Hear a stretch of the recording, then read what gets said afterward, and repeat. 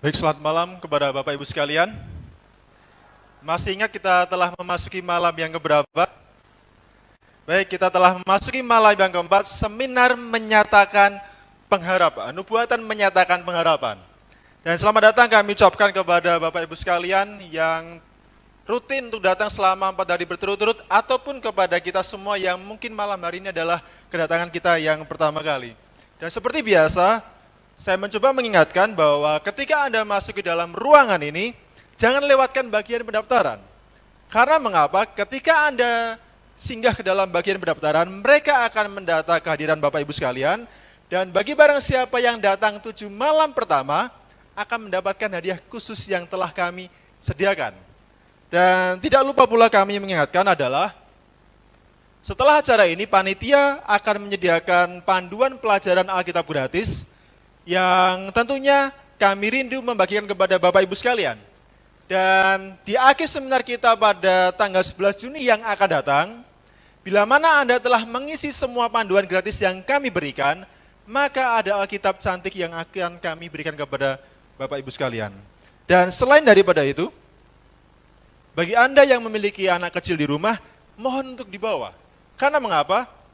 Kami punya program Alkitab khusus untuk anak-anak yang berada di samping sebelah kiri saya atau di sebelah kanan Bapak Ibu sekalian. Dan adalah komitmen kami untuk menyatakan kebenaran firman Tuhan dari Alkitab saja, tidak hanya untuk orang dewasa tapi juga untuk anak-anak di kota Sragen ini. Dan untuk yang akan datang, kita akan belajar satu topik yang menarik pada hari ini, tapi untuk topik yang akan datang, pada hari Senin besok malam, kita punya topik yang sangat menarik dengan judul UFO, praktek gaib, dan kedatangan Kristus yang kedua kali. Dan pada 2 hari yang akan datang, kita punya topik yang sangat penting di dalam Alkitab dengan satu judul, nubuatan Alkitab terpanjang yang paling menakjubkan. Lalu bagaimana dengan judul pelajaran kita pada malam hari ini? Sebelum kita mulaikan pelajaran kita pada malam hari ini, saya mengundang kita bangkit berdiri dan kita menyanyikan lagu tema kita, Pandanglah pada Yesus.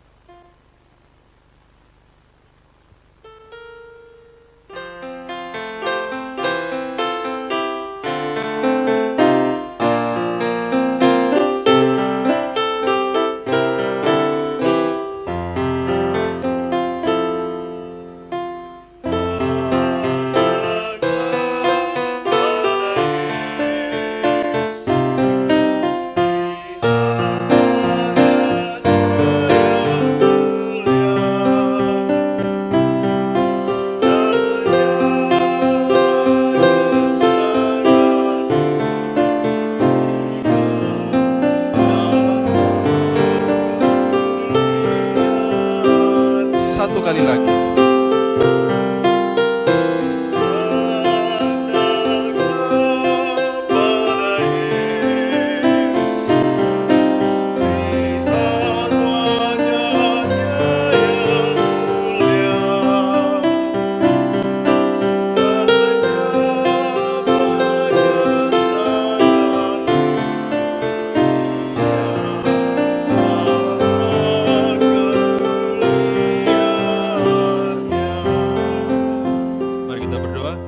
Tuhan di surga adalah satu kesempatan yang istimewa bila mana kami boleh berkumpul mendengarkan firman Tuhan. Kau berjanji bila mana 2-3 orang berkumpul dalam namamu, Roh Suci-Mu akan Engkau kirim untuk menolong kami mengerti. Dan saat ini ada begitu banyak di antara kami yang rindu untuk mengerti firman Tuhan, dan oleh karena itu Bapa, dengan penuh kerendahan hati kami memohon supaya Roh Suci-Mu Engkau kirim menolong kami mengerti pekabaran yang hendak kami pelajari malam hari ini. Terima kasih Bapa, dalam nama Tuhan Yesus kami telah berdoa. Amin. Silakan duduk kembali, dan pelajaran kita malam hari ini adalah dengan satu judul, Misteri Omega, Rahasia Wahyu untuk Kekuatan Pribadi. Bapak Ibu sekalian, kita hidup dalam satu dunia yang mana teknologi berkembang begitu maju. Di beberapa negara maju, ada begitu banyak kemajuan teknologi yang mungkin tidak ada di negara berkembang seperti Indonesia. Contohnya adalah, kalau kita lihat di gambar adalah satu gambar roket yang mungkin hanya di Amerika ataupun Rusia atau beberapa negara maju di Asia yang memiliki pesawat seperti ini. Tetapi bila mana kita melihat gambar yang di depan ini, saya pikir tidak hanya di negara maju, di negara berkembang Di negara yang tertinggal sekalipun kita semua memiliki ini. Dengan berkembangnya teknologi, ada banyak bantuan yang bisa dirasakan oleh manusia. Namun ternyata saya masih ingat ketika dulu pertama kali komputer ditemukan, seseorang berkata demikian, saya pikir dengan adanya komputer akan membantu begitu banyak pekerjaan manusia. Dan akan begitu mudah pekerjaan manusia dengan cepat diselesaikan. Namun pertanyaan saya adalah, apakah sampai sekarang pekerjaan manusia dengan cepat diselesaikan dengan adanya komputer? Bisa jadi adalah iya. Namun ternyata faktanya adalah ada begitu banyak pekerjaan yang semakin menumpuk dengan adanya teknologi ini. Dan kabar buruk yang lainnya adalah, saya masih ingat saya punya teman, anak bungsu dari Bapak Haryanca, namanya Marcel Haryanca. Beberapa waktu yang silam sebelum dia bertobat, dia kecanduan dengan game online. Anak muda di sini, siapakah yang pernah kecanduan dengan game online? Kalau kita perhatikan, ada banyak begitu orang-orang muda kita yang kecanduan dengan game online, yang kecanduan dengan teknologi, dan pertanyaannya adalah, bagaimana kita bisa lepas daripada kecanduan seperti ini? Belum lagi bila mana kita melihat gambar di samping. Ada begitu banyak orang di luar sana yang kecanduan dengan minuman keras, yang kecanduan dengan alkohol, yang kecanduan dengan obat-obat terlarang, dan mungkin pula kecanduan dengan merokok. Dan menjadi pertanyaan kita adalah, siapakah yang sanggup memberikan kepada kita kekuatan pribadi, melepaskan diri daripada kecanduan hal-hal tersebut? Saya percaya kalau saya bertanya, apakah kecanduan terhadap minuman keras adalah hal yang buruk? Kita pasti setuju mengatakan adalah iya. Dan mungkin di antara kita di ruangan ini tidaklah kecanduan dengan minuman keras atau obat terlarang. Tetapi masing-masing kita pasti memiliki kecanduan atau kebiasaan buruk yang selama bertahun-tahun kita rindu untuk terlepas daripadanya. Dan kemudian sekali lagi pertanyaannya adalah, siapakah yang sanggup memberikan kepada kita satu kekuatan pribadi untuk melepaskan diri daripada kebiasaan buruk itu? Mari kita buka di dalam Alkitab kita langsung, Yohanes 1 ayat yang ke-12. Mari kita buka langsung dari Alkitab kita, Yohanes 1 ayat yang ke-12. Saya mohon salah seorang anak muda membacakan untuk kita semua.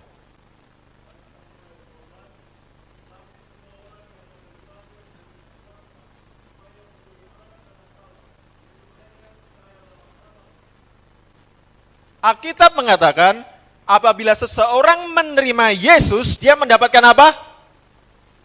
Sekali lagi, bila mana seseorang menerima Kristus dalam kehidupannya, dia mendapatkan kuasa. Sehingga jawaban untuk satu pertanyaan, siapakah yang sanggup memberikan kekuatan pribadi, melepaskan dari kebiasaan buruk adalah Yesus.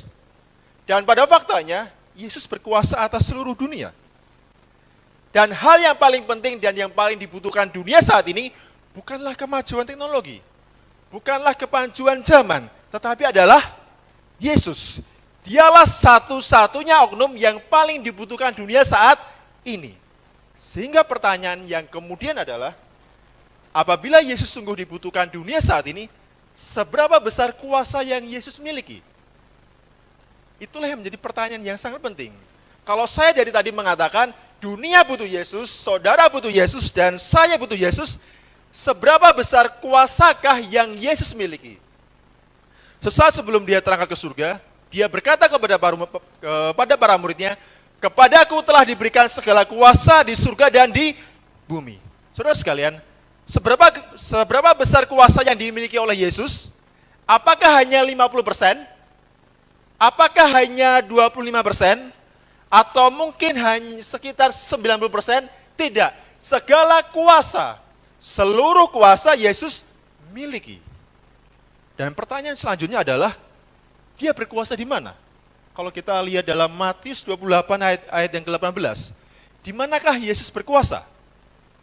Apakah dia hanya berkuasa di surga? Atau apakah dia hanya berkuasa di bumi ini? Tidak.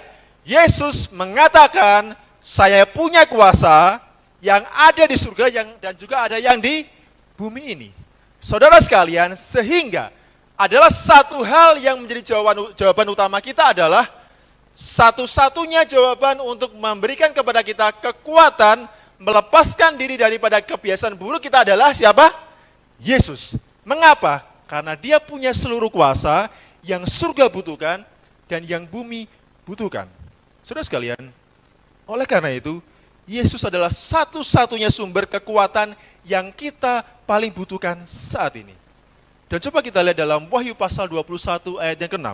Firman Tuhan mengatakan bagi kita, firman-Nya lagi kepadaku, semuanya telah terjadi, aku adalah Alfa dan Omega, yang awal dan yang akhir.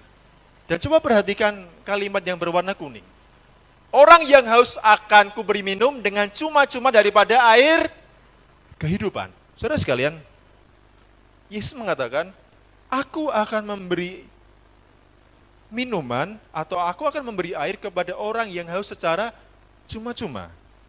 Mengapa ayat ini mengatakan Yesus memberi air kepada siapa yang haus?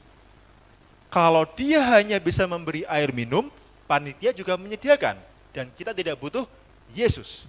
Kalau dia misalkan memberi kita makanan, saya pikir tetangga kita juga bisa menyediakan untuk kita. Namun dia mengatakan, barang siapa yang haus akan kuberi air minum. Sehingga pertanyaan kita adalah, air semacam apakah yang Yesus tawarkan kepada saudara dan saya? Coba perhatikan kalimat yang paling bawah, mata air kehidupan. Yang Yesus tawarkan adalah bukanlah air mineral yang seperti panitia sediakan, bukanlah air putih seperti yang ada di rumah kita, tapi dia menyediakan satu mata air kehidupan. Saudara sekalian, saya ingin bertanya, tadi kita telah membahas tentang air yang telah dibawakan oleh saudara Erik. Berapa banyak dari antara kita yang suka dengan air putih? Tolong angkat tangan. Baik. Lalu, berapa banyak dari antara kita yang tidak suka dengan air putih? Boleh angkat tangan bila mana sungguh memang Anda tidak suka dengan air putih? Saudara sekalian, saya percaya bahwa bila mana seseorang tidak suka air putih, seandainya dihidangkan di depan saya, ada air putih, ada minuman yang manis, ada minuman yang berwarna, ada pula susu, saya yakin air putih akan menjadi pilihan yang terakhir. Tapi kita bayangkan, satu kali saya pernah dalam kondisi demikian. Saya masuk ke hutan selama lebih daripada 1 hari. Dan akhirnya dalam satu perjalanan, saya kehabisan air. Waktu itu, saya belum terlalu suka dengan air putih. Sehingga saya akan minum bila mana saya haus.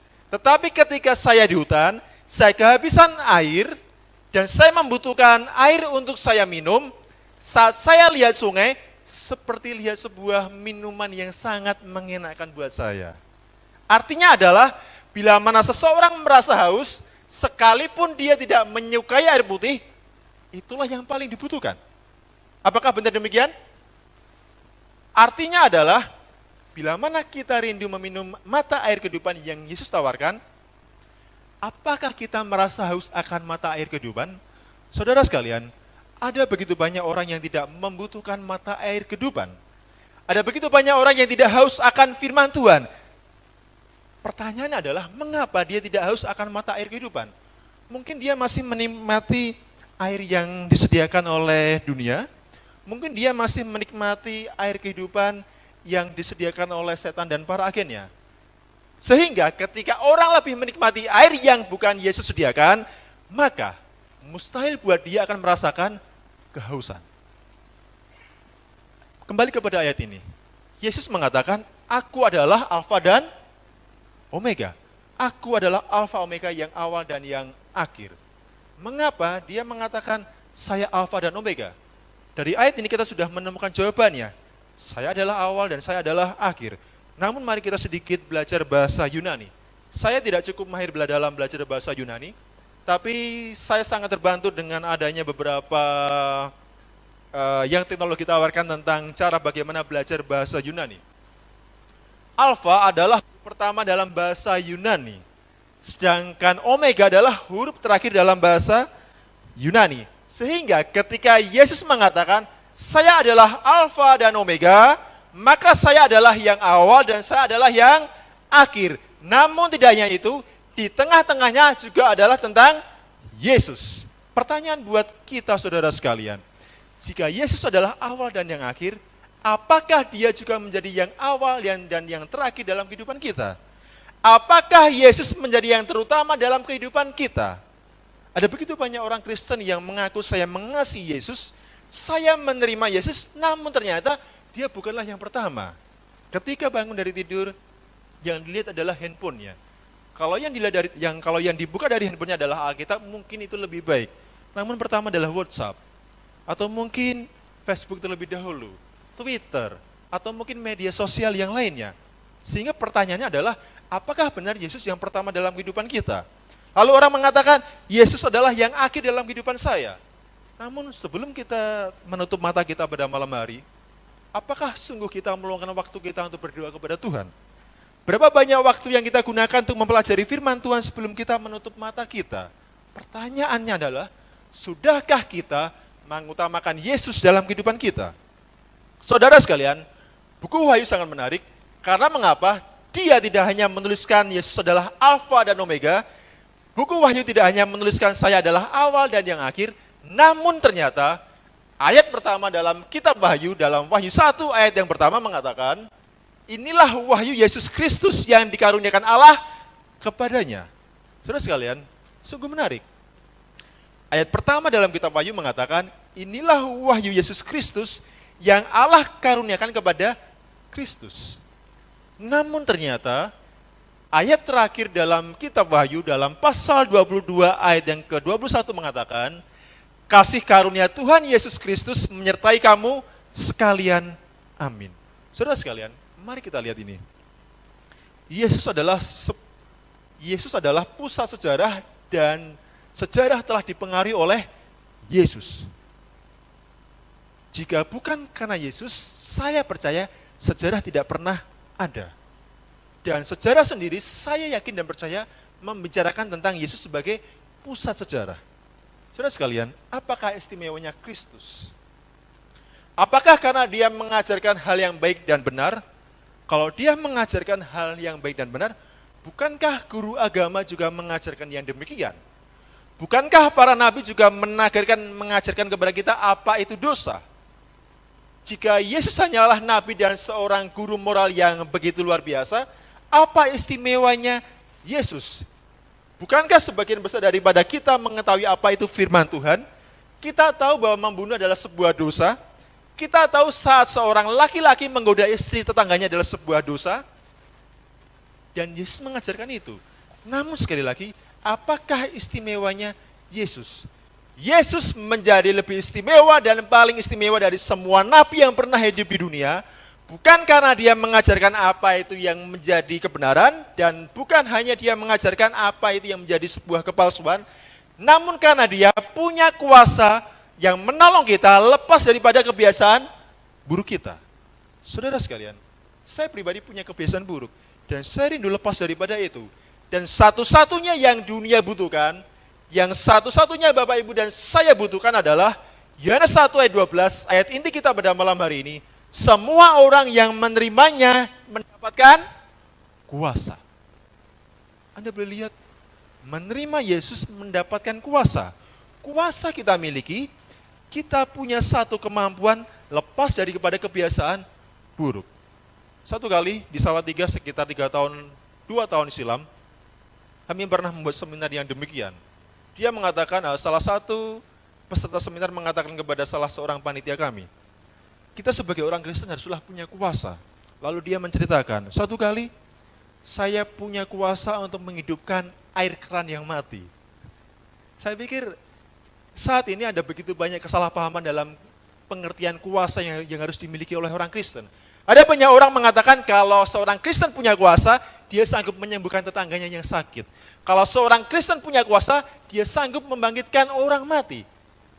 Saya tidak menyangkal orang Kristen dan Yesus berkuasa menyembuhkan orang sakit.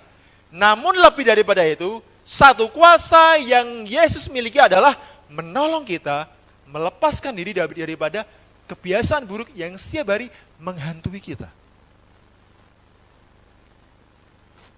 Sehingga pertanyaannya, apakah penting untuk orang Kristen menerima Yesus? Apakah penting buat orang Kristen menerima Kristus, Bapak Ibu sekalian? Penting, sangat-sangat penting. Bila mana dia adalah Alfa dan Omega, dialah yang harus menjadi utama dalam kehidupan kita. Maka ketika kita dihadapkan pada satu pertanyaan, apakah kita harus menerima Yesus? Jawabannya adalah sangat penting. Sangat penting buat saudara dan saya untuk menerima Kristus. Satu kali seseorang berdoa dengan cara yang demikian. Dia mengatakan, ya Tuhan, sejauh ini sepanjang hari saya telah melakukan perkara yang baik. Saya tidak bergosip seperti halnya ibu-ibu yang lainnya. Saya tidak kehilangan kesabaran seperti halnya mungkin orang yang pemarah di sana. Saya tidak menjadi serakah atau uring-uringan, ataupun saya bukanlah orang yang egois. Sepertinya doa yang sangat baik, bukanlah bermaksud untuk sombong ketika orang ini mengatakan demikian. Namun coba perhatikan ketika di akhir doanya dia mengatakan, Tuhan, dalam beberapa menit ke depan saya akan pergi meninggalkan tempat tidur saya, dan sejak saat itu saya membutuhkan bantuan lebih banyak menghadapi pencobaan yang setan hadapkan. Anda boleh lihat, keberhasilan kita di masa kemarin, keberhasilan kita di masa hari ini untuk lepas daripada pencobaan setan, belumlah tentu menolong kita sebagai sebuah jaminan kita berhasil menghadapi cobaan setan di masa yang akan datang. Sehingga ketika saya menanyakan, apakah sangat penting kita menerima Yesus? Sangat penting. Berapa kali dalam satu hari kita harus menerima Yesus? Bukanlah sejak pertama kita menerima Yesus dan kita otomatis menerima Yesus setiap hari. Namun, apakah setiap hari kita membuka hati kita kepada Yesus? Saudara sekalian, ada begitu banyak orang Kristen yang mengatakan, saya telah menerima Yesus ketika saya dibaptiskan. Atau ketika saya masuk menjadi orang Kristen, saya menerima Yesus. Pertanyaannya adalah, sudahkah setiap hari Anda menerima Yesus? Karena mengapa? Setiap orang yang menerima Yesus akan diberikan kuasa. Satu hal yang sangat menarik pelajaran kita pada malam hari ini. Saudara sekalian, pertanyaan yang lainnya, apakah Yesus sungguh-sungguh memiliki kuasa? Kita umpamakan bila mana tiba-tiba Presiden Jokowi hadir di pintu sebelah sana, dan kemudian dia berteriak dengan membawa mikrofon dan mengatakan, hai orang-orang Sragen, saya punya kuasa sebagai seorang presiden. Tentunya satu hal yang membuat kita percaya adalah bila mana dia mengatakan atau menceritakan jauh lebih banyak apa yang telah dia lakukan. Contohnya, ketika Presiden Jokowi mengatakan saya punya kuasa, dan untuk meyakinkan kita mungkin dia akan mengatakan, lihatlah beberapa minggu yang lalu saya melepaskan sandera yang disandra oleh Abu Sayyaf. Atau mungkin ketika dia akan mengatakan saya berhasil mengatasi krisis keuangan di negara kita. Dengan dia menyampaikan demikian, mungkin sebagian orang akan percaya memang dia adalah presiden yang berkuasa. Dan kemudian sekali lagi pertanyaannya adalah, apakah Yesus sungguh-sungguh punya kuasa? Apakah Anda yakin bahwa Yesus punya kuasa? Atas alasan apa Anda yakin bahwa Yesus punya kuasa? Dan bila mana Anda masih ragu-ragu, mari kita lihat pernyataan atau pengakuan Yesus berikut ini. Dia mengatakan dalam Yohanes 10 ayat 27 hingga ayat yang ke-30, dia menyatakan diri sebagai Tuhan. Dan poin yang kedua, dalam Yohanes 8 ayat 58 dan Yohanes 17 ayat yang kelima, dia mengatakan sebelum semua ada, dia telah ada. Dan Yohanes 4 ayat 26 dia mengatakan sebagai Mesias. Yang keempat dia mengatakan dia adalah Maha Kuasa. Dia juga mengetahui masa depan kita. Kita telah belajar dalam pelajaran yang pertama ketika saudara Ardi Pagunadi mengatakan tentang Daniel pasal kedua. Yesus mengatakan dalam sebuah mimpi yang diberikan kepada Raja Nebukadnezar, dia mengetahui masa depan. Dia tahu bagaimana Babylon akan digulingkan oleh Media Persia. Media Persia kemudian digulingkan oleh Yunani dan Yunani digantikan oleh Romawi. Romawi pada beberapa tahun kemudian setelah dia berkuasa terpecah menjadi 10 kerajaan kecil-kecil. Kita lihat, bukankah nubuatan itu diberikan jauh sebelum semuanya terjadi, sehingga kita bisa menyimpulkan Yesus tahu masa depan. Yang keenam, dia berkuasa mengampuni dosa.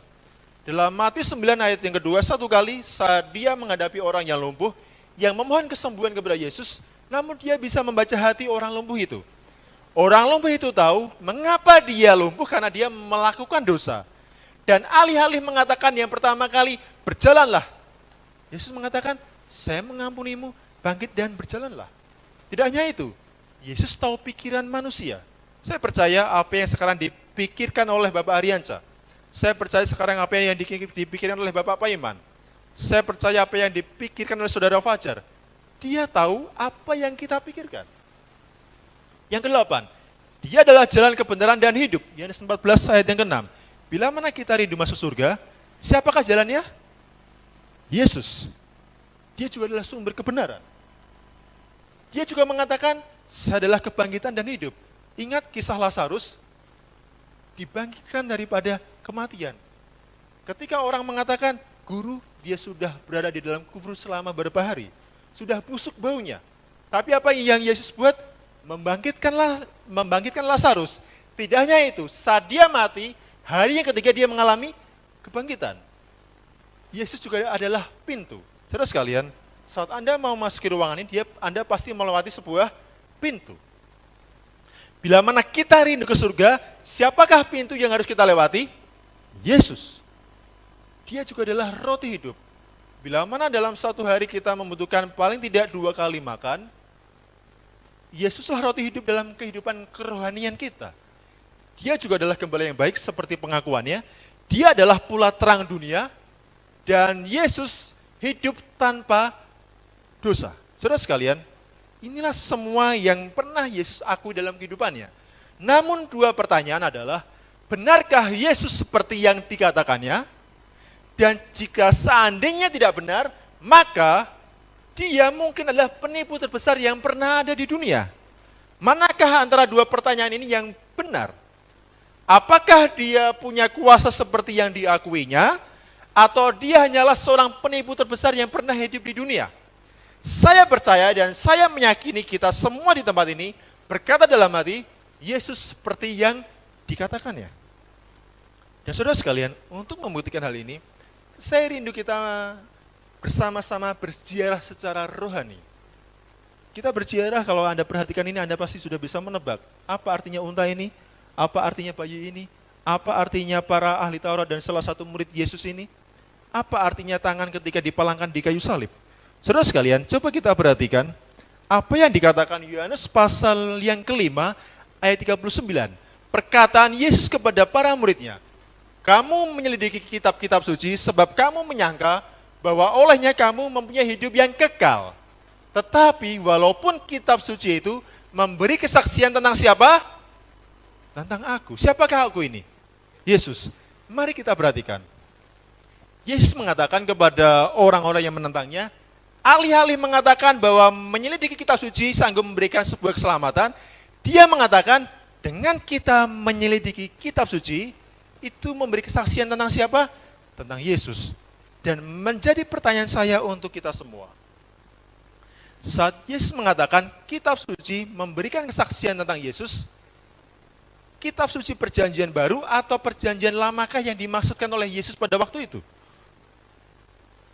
Baik, saudara sekalian, mari saya akan ulangi.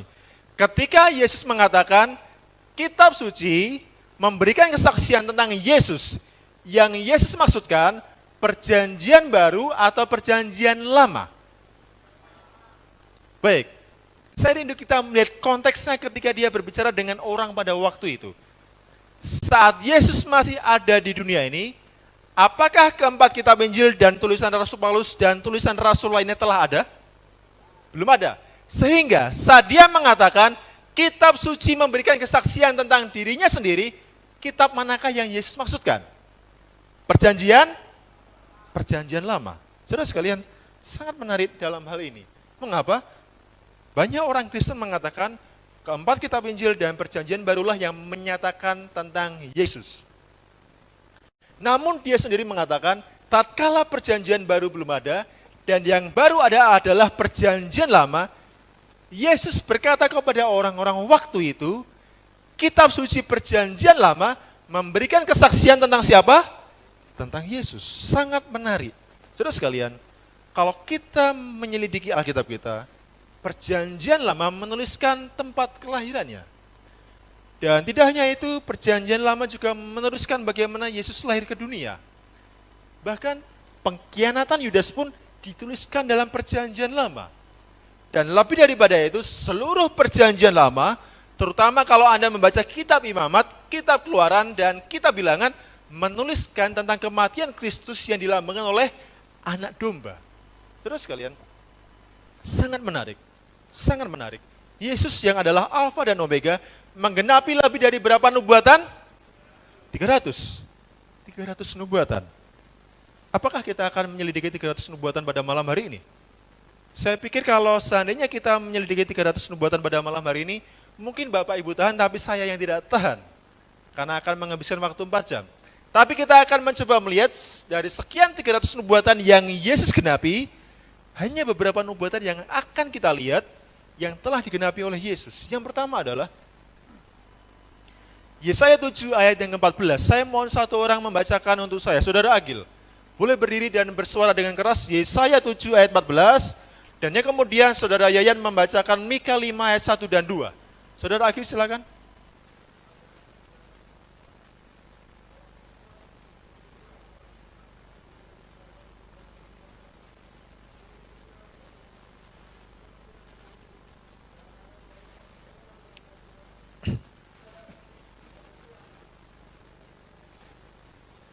Nabi Yesaya yang hidup ratusan atau bahkan ribuan tahun sebelum Yesus lahir mengatakan akan ada seorang perempuan yang lahir dan yang anak yang lahir dinamakan siapa? Immanuel. Kita lihat nubuatan tentang Yesus bahwa dia akan lahir daripada seorang perempuan tergenapi dan Lukas pasal 1 ayat 26 hingga 38 menyatakannya kepada kita. Lalu bagaimana dengan Mika 5 ayat 1 dan 2? Saudara Yayan silakan membaca untuk kita.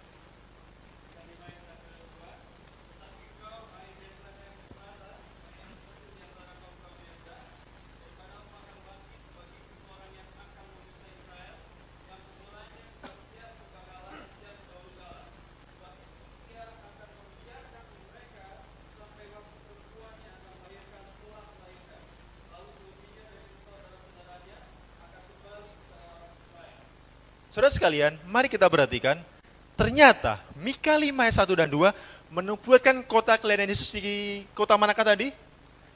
Kota Bethlehem. Dan bila mana Anda memperhatikan dalam Lukas 2 ayat 1 sampai yang ke-20, saya menyarankan kita menulis dalam kertas kita. Dalam Lukas 2 ayat 1 sampai yang ke-20, Yesus lahir di kota Bethlehem, kota Daud, sebagaimana yang Mika 5 nubuatkan kepada kita. Dan satu ayat lagi, di dalam Yesaya 61 ayat 1 dan 2 menyatakan tentang pelayanannya. Dan tentunya keempat kitab Injil, Matius, Markus, Lukas, dan Yohanes menuliskan pelayanan siapa? Pelayanan Yesus. Saya rindu kita mempelajari sedikit Yesaya 61 ayat 1 dan ayat yang kedua. Alkitab mengatakan dalam Yesaya 61 ayat yang pertama, Roh Tuhan Allah ada padaku oleh karena Tuhan telah mengurapi aku. Anda boleh lihat ini? Nabi Yesaya yang tadi telah telah menubuatkan Yesus, sekarang pun juga menubuatkan Roh Tuhan Allah akan mengurapi siapa? Mengurapi Yesus. Dan apakah perjanjian baru menuliskan tentang pengurapan Yesus? Mari kita buka di dalam Kisah Para Rasul yang ke-10 ayat yang ke-38. Kisah 10 ayat 38, saya mohon Saudara Larry membacakan untuk kita. Kisah 10 ayat yang ke-38.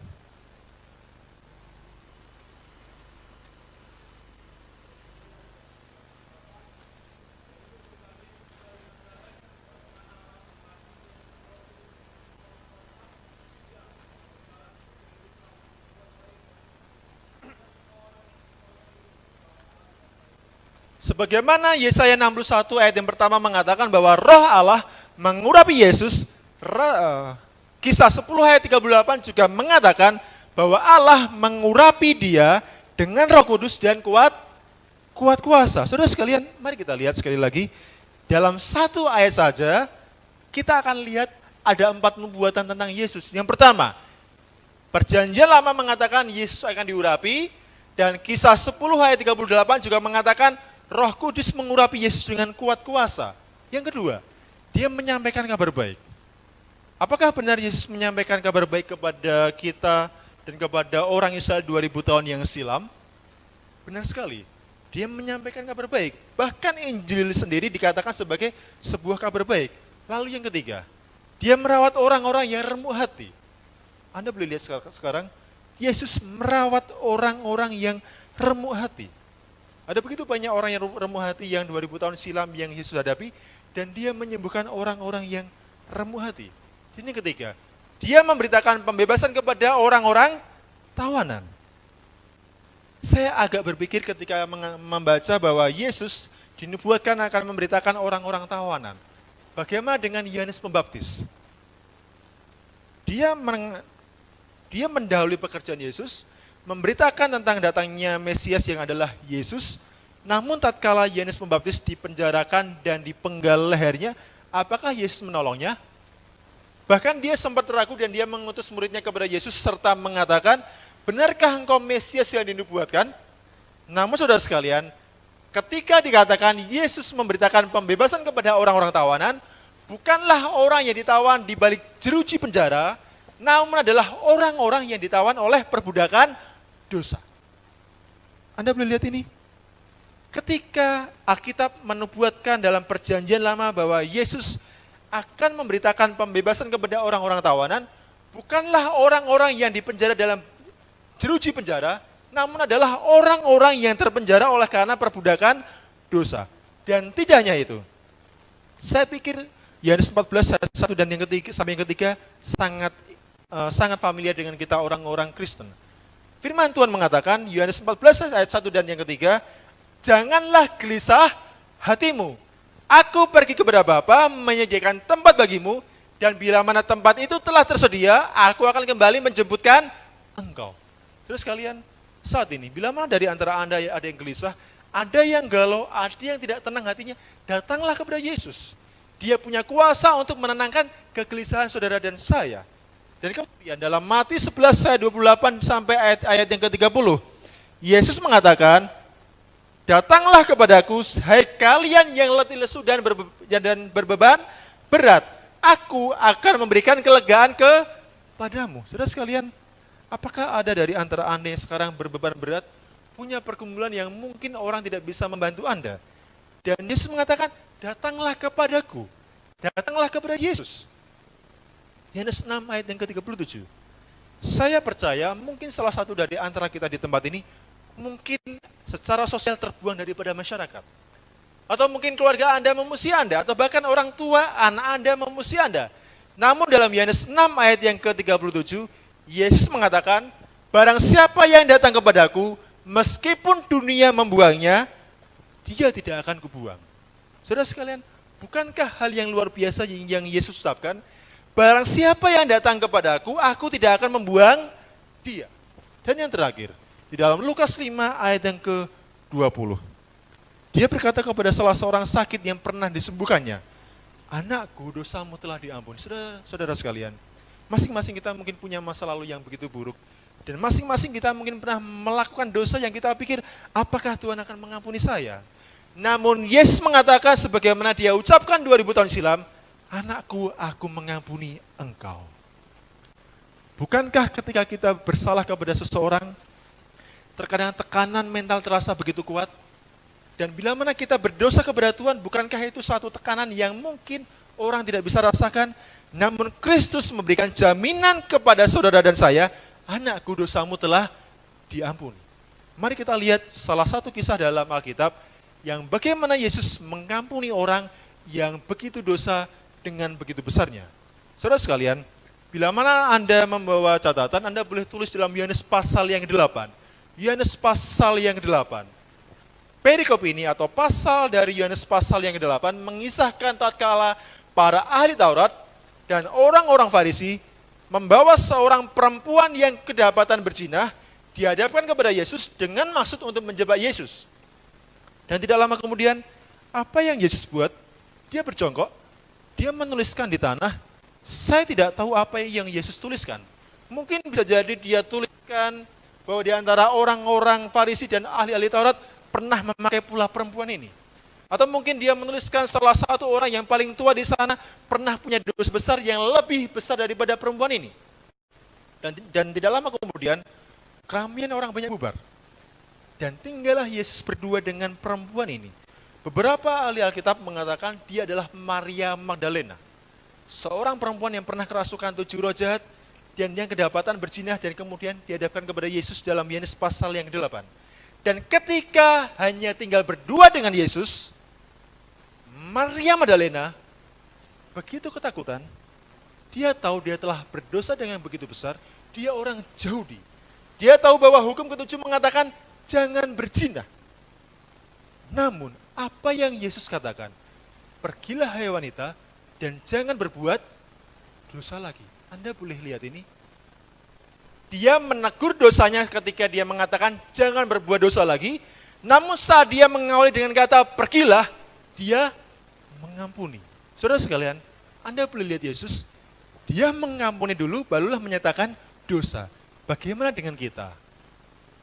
Kadang-kala ketika orang berbuat salah, bukannya saya mengampuni dia terlebih dahulu, tapi saya menegurnya. Namun Yesus tidaklah demikian. Sebelum dia menegur dosa seseorang, pergilah, aku mengampuni engkau, dan jangan berbuat dosa lagi. Saudara sekalian, sekali lagi, oleh karena Yesus punya satu kuasa yang luar biasa, dia sanggup memberikan kepada saudara dan saya satu kehidupan kerohanian yang penuh kemenangan atas dosa. Dan oleh karena itu, ayat inti kita pada malam hari ini mengatakan, semua orang yang menerima Yesus Kristus mendapatkan kuasa.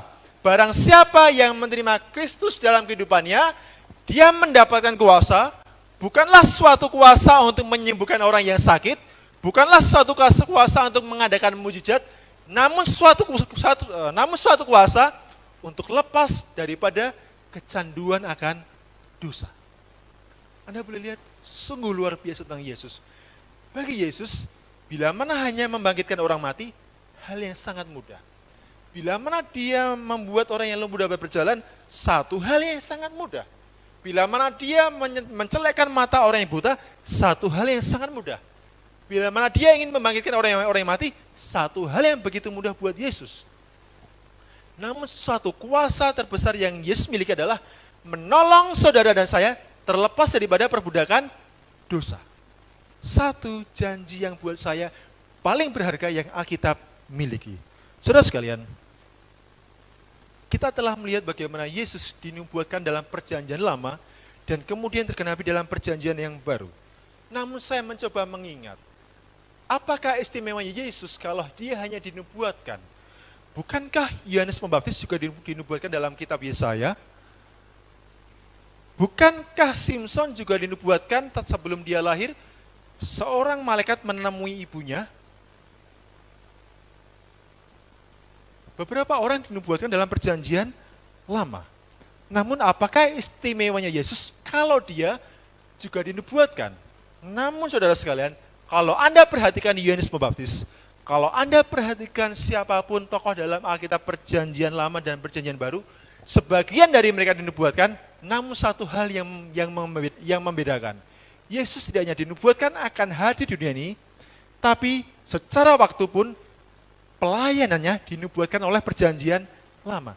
Mengapa saya berani mengatakan demikian? Saudara sekalian, mari kita membaca Galatia 4 ayat yang keempat. Saya rindu kita membaca bersama-sama. 1, 2, dan 3.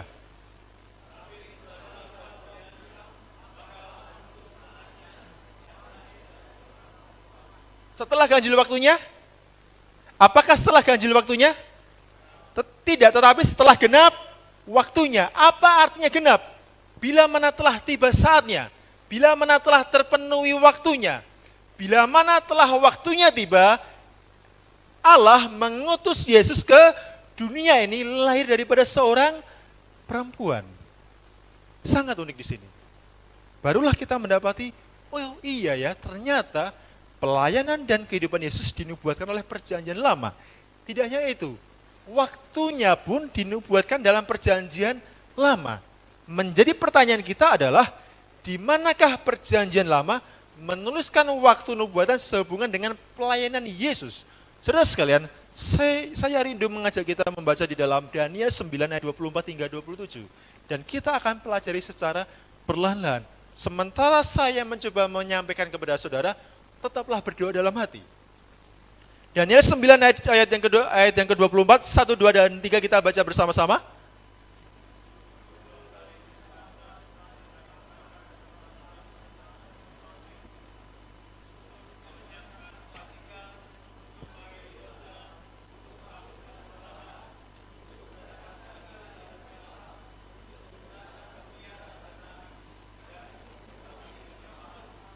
Baik, Daniel pasal 9 ayat 24 menyatakan tentang satu nubuatan waktu.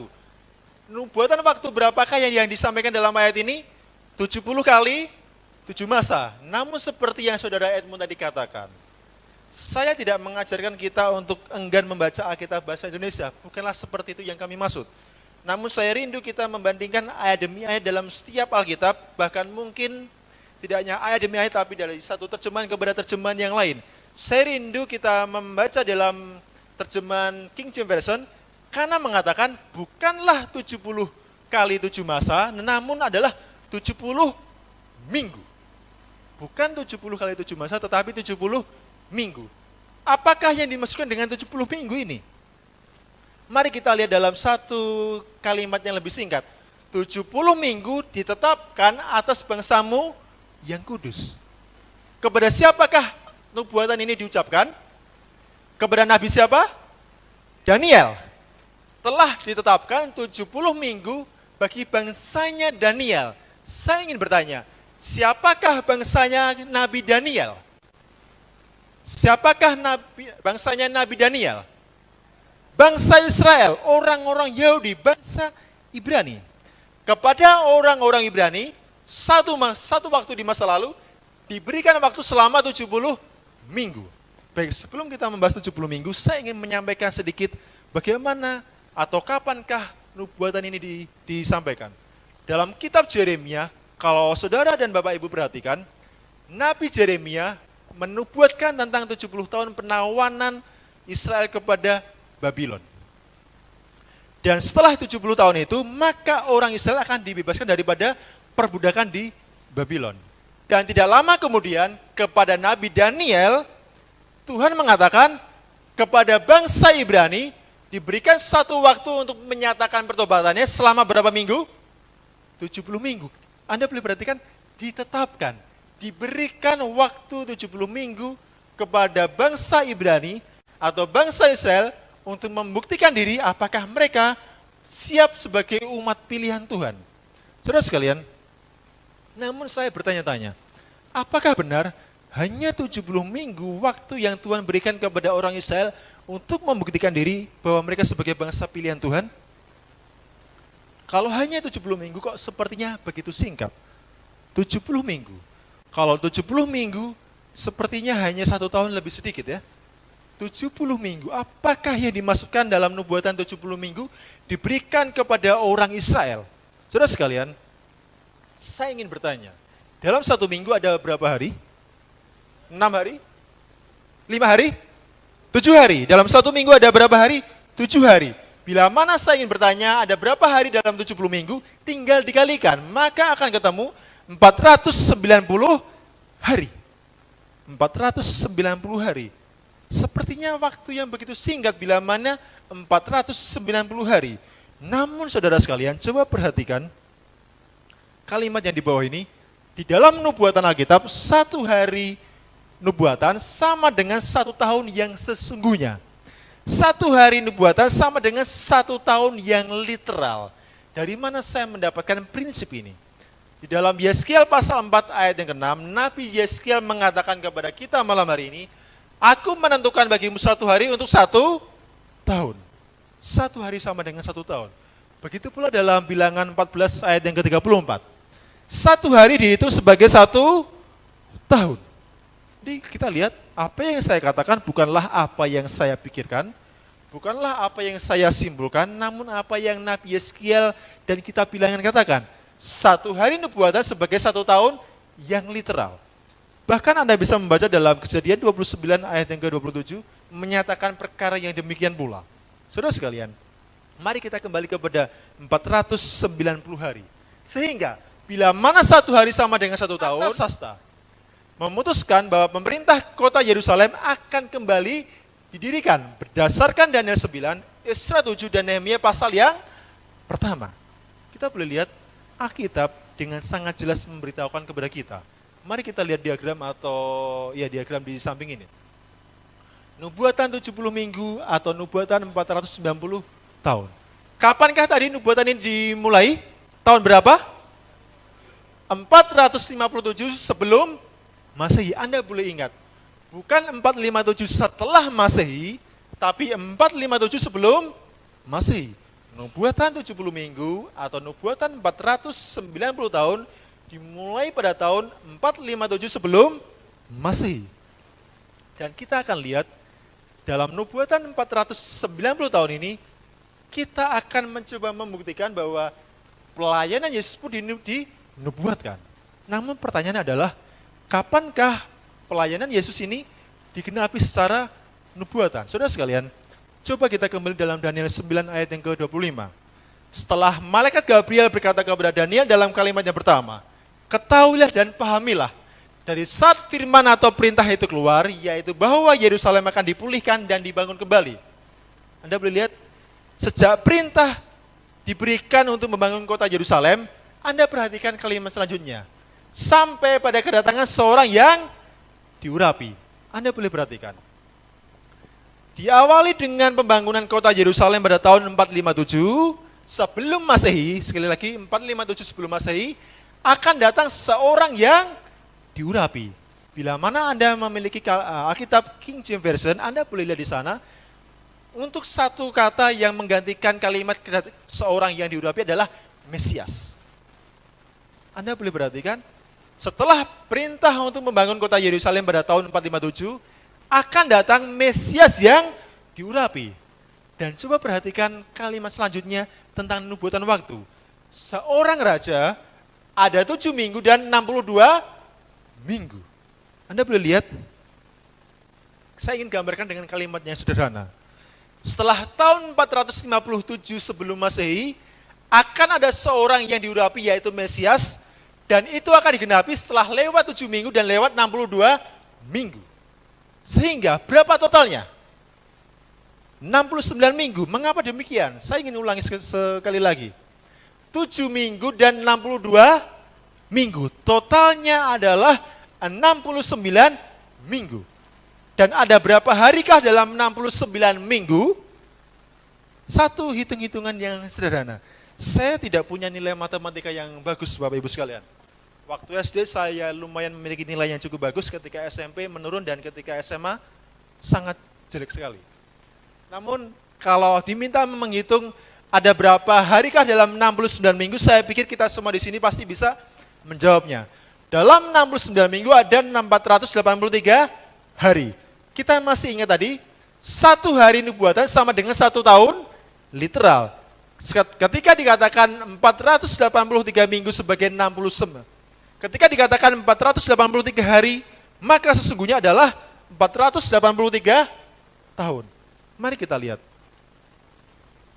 Dari surat perintah untuk membangun Yerusalem pada tahun 457 sebelum Masehi, akan ada seorang Mesias yang diurapi bila mana telah lewat 69 minggu atau 483 tahun.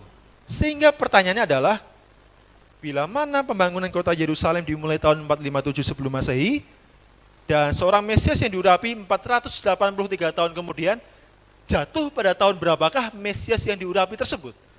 Kita perhatikan diagram di samping. Perintah membangun kota Yerusalem tahun 457 sebelum Masehi. Dan bila mana kita tambahkan 483 tahun kemudian hingga tiba Mesias yang diurapi, maka jatuh pada tahun 27 setelah Masehi. Anda boleh lihat, 457 sebelum Masehi. 457 sebelum Masehi. Kalau saya tambahkan 483 dengan satu nominal yang lebih besar, maka sudah pasti akan jatuh pada tahun setelah Masehi, tepatnya tahun 27 setelah Masehi. Bagaimana saya bisa mendapatkan? Mari kita perhatikan perhitungan singkat berikut ini. 483, bila mana kita kurangkan 457, ketemunya kok beda? Karena mengapa beda seperti ini? Ada yang bisa beritahu kepada saya mengapa beda seperti ini? Saya mungkin beri waktu 30 detik untuk memberitakan kepada saya. Kalau dikurangkan 26, ketemunya 26. Namun mengapa saya mengatakan tahun 27 setelah Masehi? Baik, Bapak Hariansyah menjawab, tapi mari kita lihat dalam layar di samping sebelah kiri dan sebelah kanan saya. Dalam perhitungan minus dan plus, dalam perhitungan matematika biasa, dari minus untuk bisa melewati plus haruslah ada angka 0. Namun pernahkah Bapak Ibu mendengar tahun 0? Saudara Randy dilahirkan pada tanggal 1 Januari tahun 0 Masehi. Atau mungkin Saudara Yayan dilahirkan pada tanggal 27 Mei tahun 0 Masehi. Apakah pernah ada dicatat, seseorang lahir pada tahun 0 Masehi? Tidak. Karena mengapa? Dari tahun sebelum Masehi, kemudian lewat tahun setelah Masehi, tidak ada tahun 0. Sehingga sangatlah bisa dimengerti, bila mana dari tahun 457 sebelum Masehi, ditambahkan 483 tahun kemudian supaya tiba pada Mesias yang diurapi, ketemulah tahun 27 setelah Masehi. Saya rindu kita semua bisa mengikuti. Dan apakah yang terjadi pada tahun 27 setelah Masehi? Sebelum kita mengetahui apakah yang terjadi pada tahun 27 setelah Masehi, saya rindu kita membaca Lukas 3 ayat yang pertama, 1, 2, dan 3.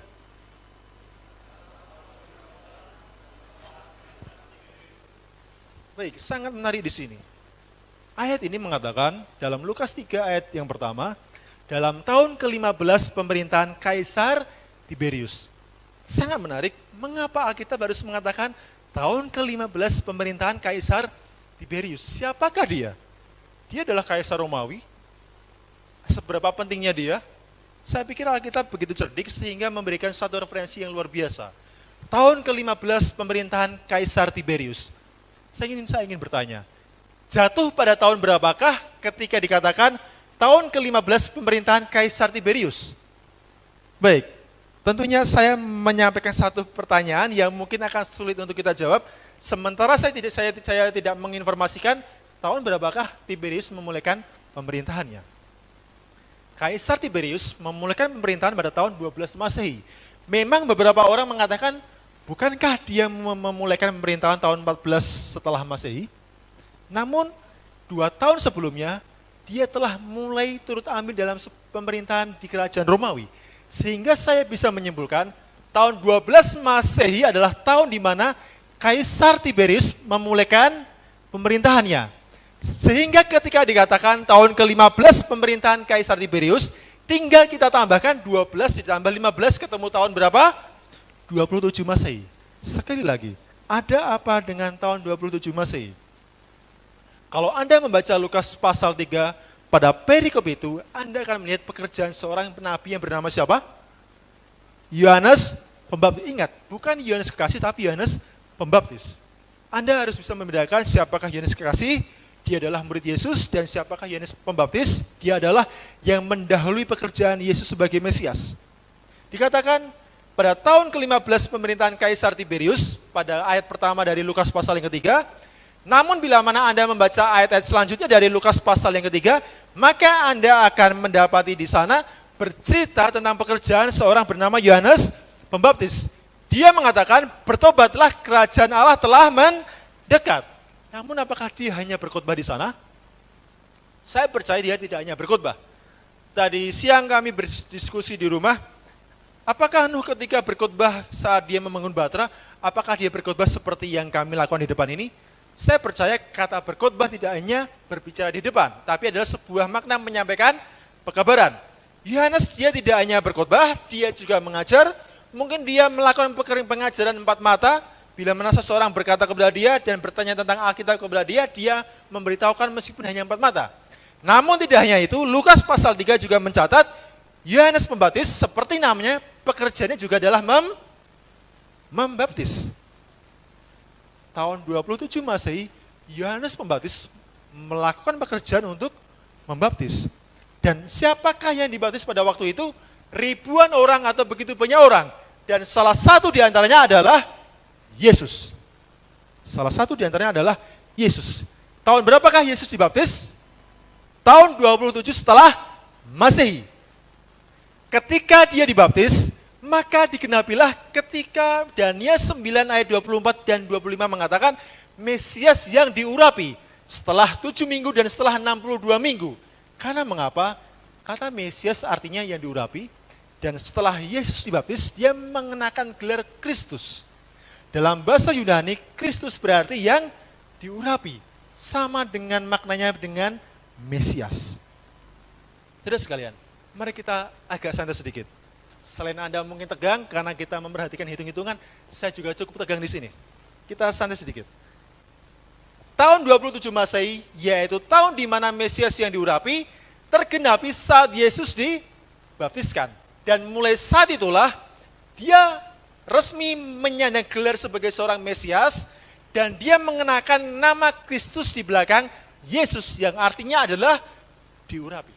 Saudara sekalian, bukankah pelayanan Yesus dan pembaptisan Yesus pun dinubuatkan dalam Perjanjian Lama? Dan Lukas pasal 3 menyatakan penggenapannya untuk saudara dan saya. Dan mari kita perhatikan, apa yang dikatakan Rasul Paulus, tadi kita telah membaca dalam Kisah 10 ayat yang ke-38. Di sana dikatakan, Roh Allah mengurapi Yesus tatkala dia dibaptiskan. Namun saudara sekalian, saya rindu kita membaca di dalam Lukas pasal 3 ayat 21 dan 22. Lukas 3 ayat 21 dan 22. Saya mohon satu orang anak muda membacakan untuk kita semua yang keras. Lukas 3 ayat 21 dan 22. Apa yang Tuhan ucapkan tatkala Yesus dibaptiskan?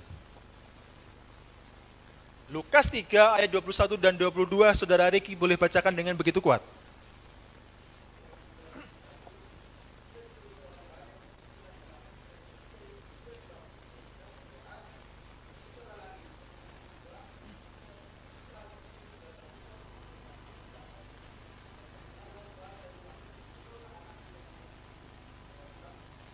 Sangat jelas bagi kita saat dia dibaptis dan setelah dia keluar daripada air, satu bentuk burung merpati lambang daripada Roh Kudus hinggap kepada tubuh Kristus dan tidak lama kemudian Tuhan dari surga berkata, inilah anakku yang kukasihi, kepadanya lah aku berkenan.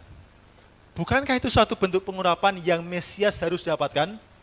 Siapa yang bisa mengurapi Mesias? Hanyalah Tuhan. Saat Tuhan mengatakan, inilah Mesias, inilah anakku yang kukasihi, kepadanya lah aku berkenan.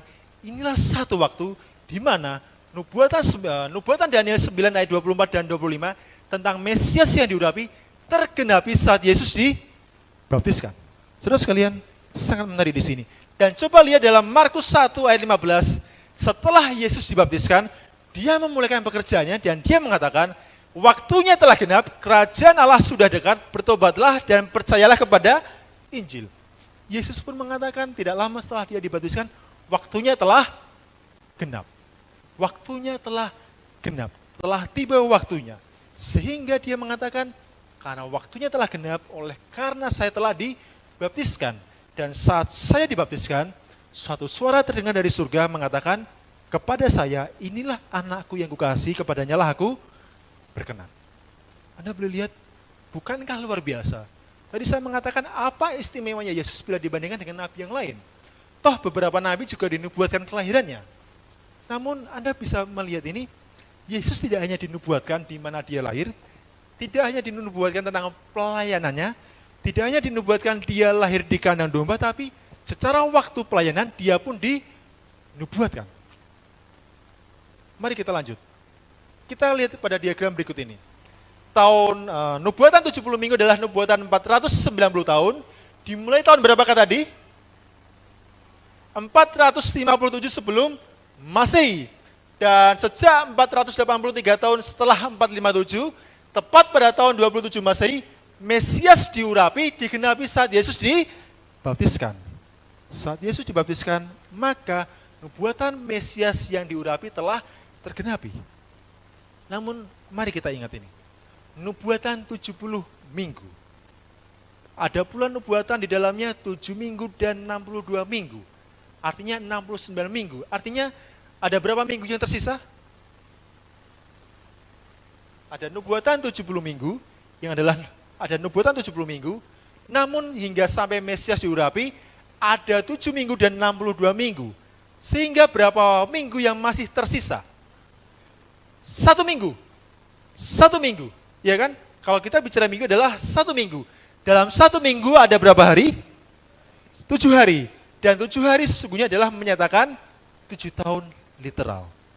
Kita bertanya-tanya, dalam nubuatan 490 tahun atau nubuatan 70 minggu, dalam 483 tahun sesudahnya setelah ini dikeluarkan, ada satu nubuatan yang digenapi saat Yesus dibaptiskan yang menandakan sebagai Mesias, dia telah diurapi. Lalu bagaimana dengan 1 minggu sisa atau 7 tahun yang sisa? Apa yang terjadi di sana? Mari kita baca dalam Daniel 9 ayat 26, Mari kita baca bersama-sama 1, 2, dan 3.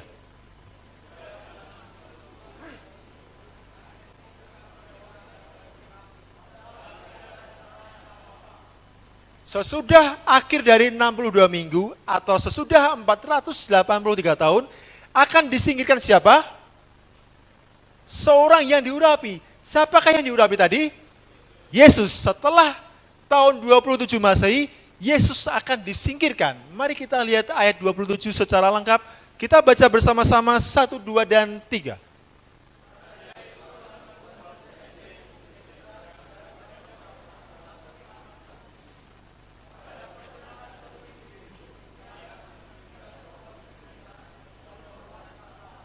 Tadi dikatakan setelah 62 minggu atau setelah 483 tahun atau juga setelah tahun 27 Masehi akan disingkirkan Mesias yang diurapi yang adalah Yesus. Dan kapankah diurapi? Coba perhatikan, pada pertengahan 1 minggu itu, atau dengan kata lain, pada pertengahan 7 tahun itu. Pada pertengahan 7 tahun, ia akan menghentikan korban sembelihan dan korban santapan. Korban sembelihan dan korban santapan. Kalau kita berbicara tentang korban sembelihan, apa yang ada di benak kita? Apakah bayam ketika dipotong-potong adalah korban sembelihan? Atau ketika wortel? Bu Nini di belakang sana, juru masak kami setiap hari memotong wortel mungkin ya. Memotong kentang. Apakah ketika kentang dipotong-potong adalah korban sembelihan? Ketika dikatakan korban sembelihan, siapakah yang dimaksud di sini? Binatang.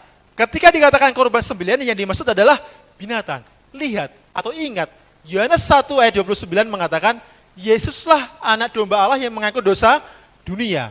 Ketika dikatakan pada pertengahan 1 minggu atau pada pertengahan 7 tahun, ada korban sembelihan yang dihentikan, artinya adalah hewan-hewan dalam perjanjian lama yang dipersembahkan di bait suci, yang adalah melambangkan kematian Yesus, maka digenapi saat Yesus mati di kayu salib. Sehingga mari kita lihat diagram berikut ini. Pada 7 tahun terakhir, antara tahun 27 Masehi hingga tahun 34 Masehi, tepat pada pertengahan tahun ini, atau 3,5 tahun setelah tahun 27 Masehi, yang jatuh tepat pada tahun 31 Masehi, Yesus disalibkan dan menghentikan korban sembelihan. Yesus juru selamat kita, kematiannya pun dinubuatkan. Sehingga tidaklah perlu buat kita sekarang mempersembahkan korban sembelihan atau mempersembahkan korban santapan. Karena anak Allah yang turun ke dunia, yang serupa dengan Tuhan namun mengenakan tubuh manusia, telah disalibkan di kayu salib, terpalang tangannya, tertusuk kakinya, terluka punggungnya dan berlubang lumbungnya, telah disalibkan untuk saudara dan saya. Anda melihat pekerjaan rencana keselamatan disampaikan dengan sangat teratur dan sangat rapi. Anda boleh lihat pekerjaan keselamatan disampaikan, dijalankan dengan sangat teratur. Yesus, juru selamat kita, dia disalibkan untuk saudara dan saya. Dan tepat ketika dia disalibkan, Kitab Matius mengatakan satu tirai bait suci terbelah dari atas sampai ke bawah yang menyatakan upacara bait suci dalam mempersembahkan korban di perjanjian lama telah dihentikan. Saudara sekalian, kematian Yesus telah menggenapi nubuatan perjanjian lama. Namun saudara sekalian, bila mana Yesus berhenti pada satu titik kematian, dia tidak ubahnya seperti hanya saudara dan saya. Ada begitu banyak tokoh agama yang mati, ada begitu banyak tokoh negara yang besar yang mati, ada begitu banyak nabi yang mati, ada begitu banyak guru moral yang mati. Namun setelah mati, nama mereka dilupakan, hanya beberapa orang yang mencoba mengingat. Namun Yesus lebih istimewa daripada mereka, dia mati, namun pada hari yang ketiga dia mengalami kebangkitan. Dan kebangkitannya dalam Mazmur 16 ayat 10 menubuatkan, sebab engkau tidak menyerahkan aku ke dunia orang mati, dan tidak membiarkan orang kudusmu melihat kebinasaan. Anda boleh lihat, kebangkitannya pun dinubuatkan dalam perjanjian lama. Yesus adalah Tuhan kita yang hidup. Sehingga menjadi alasan penting buat kita ketika Yohanes 1 ayat 12 mengatakan, setiap orang yang menerima Yesus akan diberikan kuasa. Karena dia telah mengalahkan kematian, bukan saja dia membangkitkan orang mati, Bukan saja dia menyembuhkan orang yang lumpuh dan dapat berjalan, namun dia telah bangkit daripada kematiannya sendiri, dia telah mengalahkan kematiannya sendiri, sehingga bila mana setiap orang menerimanya akan mendapatkan kuasa. Dan pertanyaan adalah bagaimana kita mendapatkan kuasa untuk mengalahkan dosa? Bagaimana cara kita menerima Yesus supaya kita mendapatkan kuasa? Yohanes 1 ayat yang ke-29 mengatakan kepada kita, lihatlah anak domba Allah yang mengangkut dosa dunia. Mengapa lagu tema kita mengatakan, pandanglah pada Yesus? Dialah satu-satunya yang sanggup mengangkut dosa saudara dan saya. Pandanglah pada Yesus. 1 Yohanes 1 ayat 9, Rasul Yohanes mengatakan kepada kita, saat kita memandang kepada Yesus, dan kemudian akuilah dosa-dosa kita. Karena jika kita mengaku dosa kita, maka Yesus adalah setia dan adil, dan Ia akan mengampuni dosa kita, menyucikan kita daripada segala kejahatan. Bapak Ibu sekalian, sudahkah kita memandang kepada Yesus, dan sudahkah kita memohon pengampunan kepada Yesus? Dialah Alfa dan Omega. Pandanglah anak domba Allah yang menghapus dosa dunia. Sudahkah kita memohon ampun di bawah kaki Yesus setiap hari? Sudahkah kita memohon kuasa daripada Yesus supaya kita boleh mengalahkan dosa-dosa kesayangan kita? Sudahkah kita memohon, Yesus tolonglah saya. Saya punya kebiasaan buruk selama bertahun-tahun. Dan berkali-kali saya mencoba mengatasi, namun saya selalu gagal. Engkaulah yang sanggup menolong saya mengalahkan dosa kesayangan saya. Saudara sekalian, Yesus diperlakukan dengan begitu menderita supaya kita tidak mengalaminya. Dia dikutuk karena dosa-dosa kita supaya berkat-Nya dapat disalurkan kepada kita. Dia memberikan kematian, Dia menggantikan kematian kita dengan kematiannya supaya kita mendapatkan kehidupan. Oleh bilur-bilurnya kita dipulihkan. Bapak Ibu sekalian, satu ayat terakhir mengatakan, ayat inti kita mengatakan, barang siapa menerima Yesus akan mendapatkan kuasa. Saat ini, Wahyu 3 ayat 20 mengatakan kepada kita, lihat, aku berdiri di muka pintu dan mengetok, jika ada orang yang mendengar suaraku, aku akan membukakan pintu, dan aku akan masuk mendapatkannya, aku akan makan bersama-sama dengan dia, dan dia bersama-sama dengan aku. Saudara sekalian, bertahun-tahun kita menjadi orang Kristen, bertahun-tahun kita mengenal Yesus, bertahun-tahun kita mengetahui Dia mati di kayu salib untuk saudara dan saya. Namun pertanyaan adalah, ketika Yesus di depan pintu hati saudara, mengetok pintu hati saudara, dan meminta supaya Dia dapat masuk dalam pintu hati saudara, sudahkah kita membukakan pintu kita? Apakah setiap hari kita membuka pintu hati kita untuk Kristus? Ada satu masa dalam kehidupan saya di mana saya begitu menolak Kristus saat Dia mengetuk pintu hati saya. Ada begitu banyak kesengsaraan yang saya alami oleh karena dosa-dosa kesayangan saya. Ada banyak kebiasaan buruk yang selama bertahun-tahun saya mencoba tanggulangi namun tidak pernah berhasil. Ada begitu banyak keresahan dalam kehidupan saya, tapi ketika Yesus mengetok pintu hati saya dan Dia membuka, dan saya membuka hati saya, Dia masuk dalam kehidupan saya dan Dia menolong kehidupan saya. Satu janji yang saya telah tuntut dan saya telah buktikan.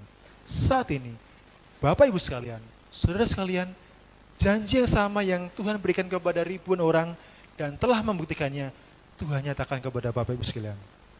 Rasul Paulus mengatakan, taruhlah pikiran dan perasaan kepada Yesus yang setara dengan Allah, namun mengosongkan dirinya demi turun ke dunia menjadi seorang hamba, mati buat saudara dan saya.